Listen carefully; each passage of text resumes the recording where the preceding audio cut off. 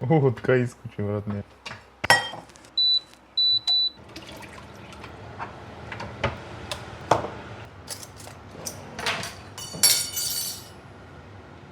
Нека се и таму, не е нешто чисто, ама... Толку се да набабри, нешто смијам се валя. Ми се јаде јајца и ми се јадеше стек и не знам што попродавам дали тоа и јадев јајца и стек. Јадев 8 јајца, 200 грама стек, салата и сирење. Тоа ми се јадеше, брат, и тоа јадев. Ево холестерол.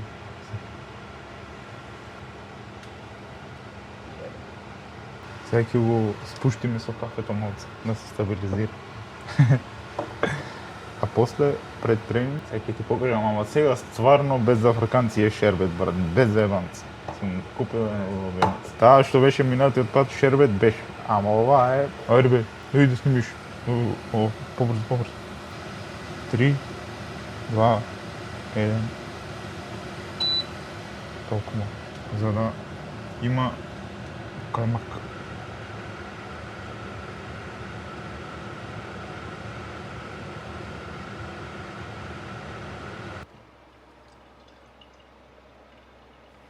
Сега не знам како да го стартам.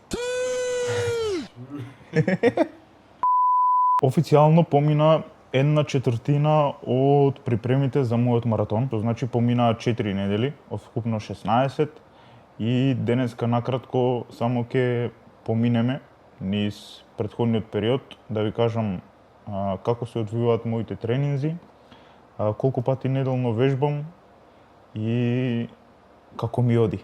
Со оглед на тоа штом заврши полумаратонот во Охрид, веднаш ги започнав припремите, затоа што знаев, односно имав испланирано дека и сакам да истрчам и маратон.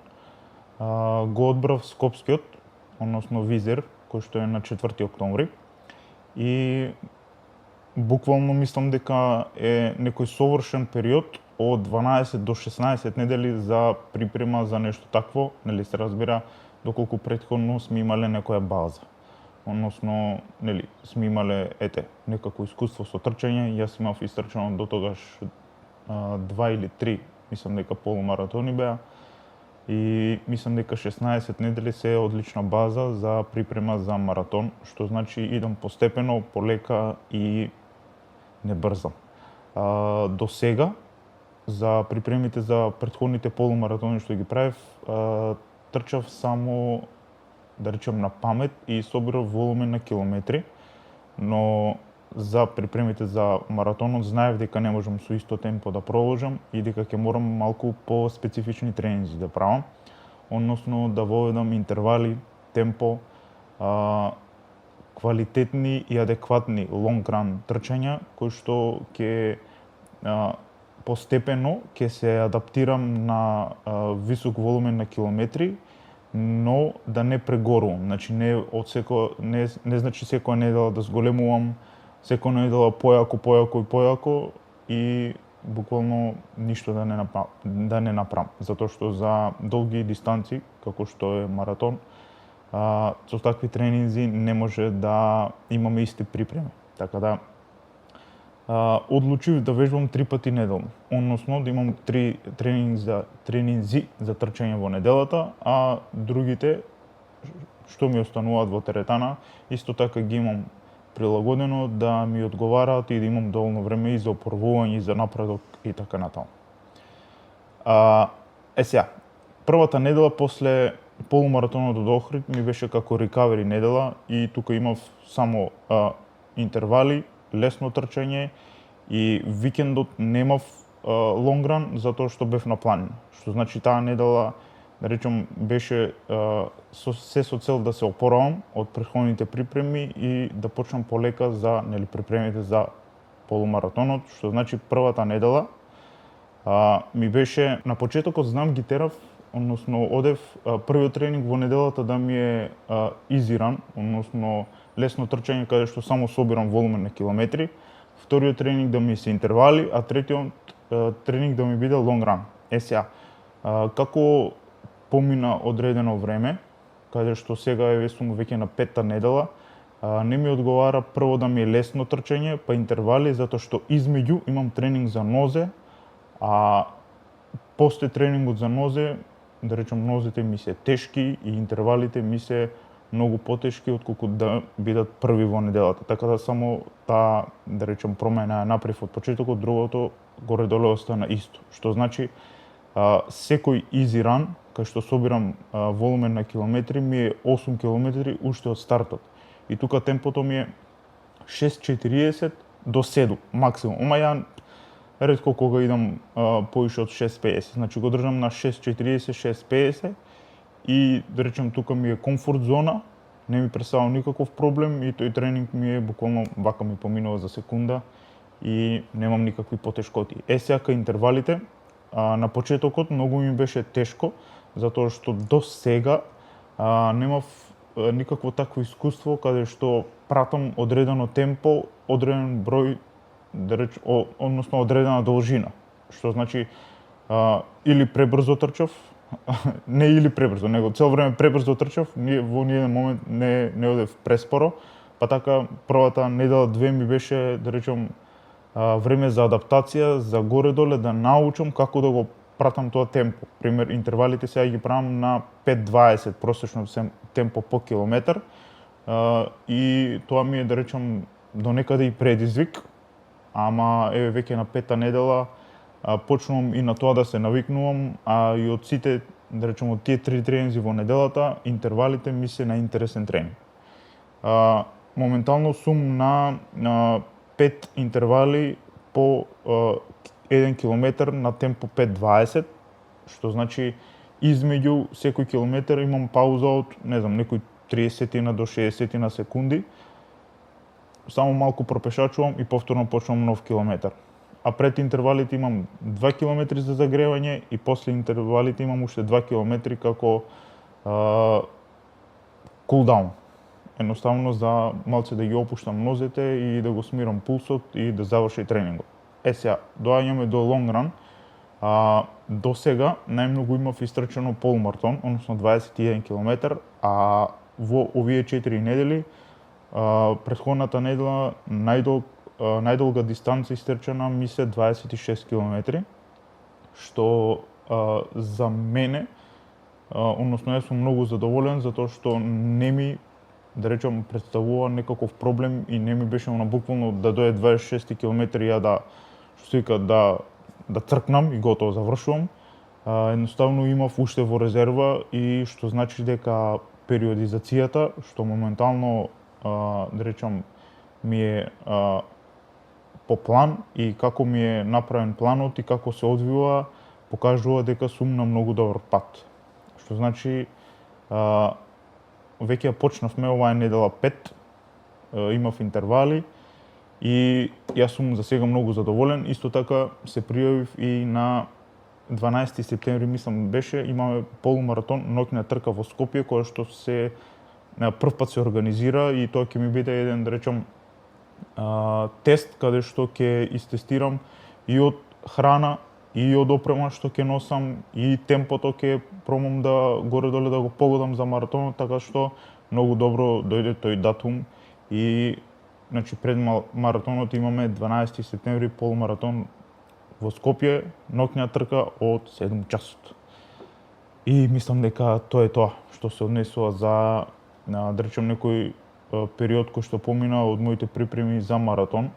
Прв пат се, да речем, се спремам за нешто вакво, да е надвор од теретана или стрит воркаут или такво нешто што ми е многу интересно и собирам знаење и искуство што верувам дека понатаму ќе можам да го применам на некој од вас доколку тоа му е потребно и сака на некој начин јас да му помогнам. И тоа е тоа. Сега може да преминеме на делот прашања и одговори, односно прашањата што ми ги поставувате на мојот Инстаграм профил. Едната рака ми е поголема од другата, како да ги изедначам. Ако би го поделиле нашето тело на пола, едната и другата страна ни се разликуваат. И визуелно, и да речем физички, односно на сила, тоа може да се примети на одредени вежби во теретана, особено каде што имате, не знам, наизменично една рака па друга рака. Сега, прашањето е како да, нели, се изедначат, така што, например, доколку правиш бицепс со дамбелс, односно со бучици, секогаш почни со послабата рака. Затоа што, например, ако десната ти е повеќе од левата и почнеш со незе прва, пример, може да направиш 15 повторувања со незе, но, не знам, со левата да направиш 10 и затоа доаѓа тука тој дисбаланс. Што значи, прво ќе правиш со лева рака, колку и да направиш, пример, 10-11 не е битно, и исто толку повторување ќе направиш и со десна рака. Значи, нема да одиш максимум со десна, иако можеш повеќе, така што постои одреден временски период, како ќе, нели, помине време и ти ќе зајакнуваш, многу повеќе можеш да речем, да делуваш на тој дисбаланс и тоа да не биде толку видливо и да не се приметува. Наредно прашање. Дали треба да му се верува на фитнес тренер кој не изгледа фит? Сега, у денешно време имаме многу, да речам, такви личности кои што се појавуваат со научена теорија и дипломи и такви работи. Јас не сум за тоа, затоа што, не знам, прост пример, дали би му верувал на стоматолог ако, не знам, нема убави заби и така натаму. Тие се некои, не знам, банални примери и јас се залагам за тоа, доколку продаваш некаква услуга или нудиш помош, ти треба да имаш, да речем, некоја историја, некоја пракса, некоја база, односно да си представителен тоа што го продаваш. Значи, треба да личиш адекватно врз основа на тоа што го продаваш на нели останатите и тоа што сакаш да им помогнеш. Така што јас стојам зад ставот дека кога се однесува, да речем, за ова фитнес и така натаму, човекот, односно, нели, тој што ги нуди услугите мора да изгледа фит и да има некоја, да речем, база створено што може да продава искуство на некој друг. Зошто да се вежба со тренер кога се има онлайн? Па баш дека се има онлайн и у денешно време се не е толку достапно, луѓето се поише и поише грешат, се поише, да речем, има луѓе со вишок килограми, болести и така натаму. Затоа што има и добри и лоши информации, луѓето не знаат на кој попрво да му веруваат, изгубени сме, што све ни е достапно и едноставно тренер, ајде да споредиме тоа што го имаш дадено како пример, се има достапно онлайн. А тренерот не е тука да, не знам, да вади некои информации од ChatGPT и така натаму, па онда ти ги предава на тебе. Тренерот е тука да те води низ процесот и да знае кога и во кој момент како да реагира. Дали тоа ќе биде преку, не знам, некоја мотивација, дали тоа ќе биде за некоја одлука да донесе наместо себе, затоа што тој објективно гледа на ситуацијата. Доколку, нели, ти треба да одлучиш што би правил и како би правил, ако немаш некакво знаење и искуство, голема е веројатноста да погрешиш, отколку некој кој што го знае тоа и, да речем, гледа од сосема друга перспектива и многу лесно можеш да грешиш ако донесеш, нели, некоја одлука на своја рака, а тоа не треба, нели, тоа не е правилна во тој даден момент. Што значи тренерот е тука да те води низ процесот, има поминато, да речем, многу искуство и време да, не знам, тоа што го има научено да го пренесе на другите и затоа ти е потребен. Не ти е потребен да ти предава некоја теорија која што ја имаш, како што имаш и ти сам наведено онлайн, кај да напишеш, имаш се, само што, ете, не е тоа толку едноставно. Дали 10.000 чекори се преценети? Искрено мислам дека не се, затоа што многу седиме, воопшто не се движиме, имаме многу седитарен начин на живот, од дома на работа, од работа дома пред телевизор, филмови, серии, музика, скролање и така натаму. Мислам дека воопшто не се преценети и секој би требало да го таргетира тој број од минимум 10.000 чекори на ден, свесно и активно да ги правите тие, затоа што ќе имате многу поголеми придобивки, не само за, да речам, како губење на килограми и така натаму, општо створени сме да се движиме. That's it. Ајде други, Нема други, готово. Ајде. Ови глупости тука, трен или креатин. Првото не знам што е, а второто можеш по 5 грама секој ден, небитно кој дел од денот, и си пиеш нормално вода, нема да ти ги оштети бубрезите, нема да ти падне косата. Поддржавам. Доста е? А преку нос или? Добро, тоа е добро прашање, затоа што има нови научни студии кои што докажуваат дека ако, како што ти ми наведе сега преку нос, се конзумира, можат и да одат не сакајќи и повише од 5 грама, кои што немаат нуспојави, туку имаат баш поголеми придобивки. Ама немам ништо истестирано, треба да пробам, па после да кажам. Затоа што, како што знаете, јас пред тоа нешто да го, кажам на клиент, да му кажам што треба да прави, треба јас да поминам, како што сега трчам и правам секакви глупости, значи морам прво да соберам искуство, да истестирам на мене, а потоа да ви кажам на вас. За сега само можам да ви кажам 5 грама креатин со вода и тоа. Толку е. А нешто со Роналдо? Нема ни Роналдо, ни Меси, светското отиде у аут, јас бев за Франција, ме разочара и сега сум у депресија и само не би сакал Аргентина да го освои. Екипа, ви благодарам на тие што останавте до крајот на видеото и кој изгледавте. Се надевам некако успеав да ви помогнам, односно да ви прикажам патот до мојот прв маратон.